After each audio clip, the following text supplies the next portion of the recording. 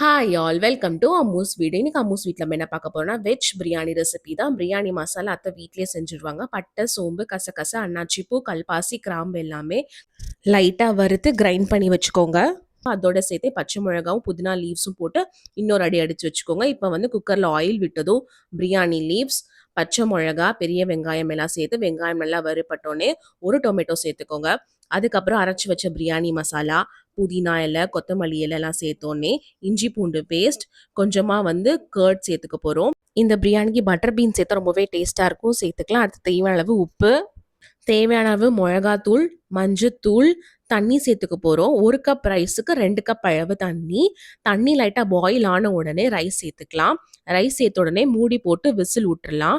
Side by side வந்து நம்மளுக்கு வந்து தயிர் வெங்காயம் ஆல்சோ ரெடி ஆகிட்டே இருக்கு. இப்போ பிரியாணி ரெடி ஆயிடுச்சு. பேக் பண்ணிட்டு இருக்கோம். குட்டி ரோட் ட்ரிப் தான் போகிறோம். அதை பற்றி நெக்ஸ்ட் ஷார்ட்ஸில் அப்டேட் பண்ணுறேன். தேங்க்யூ.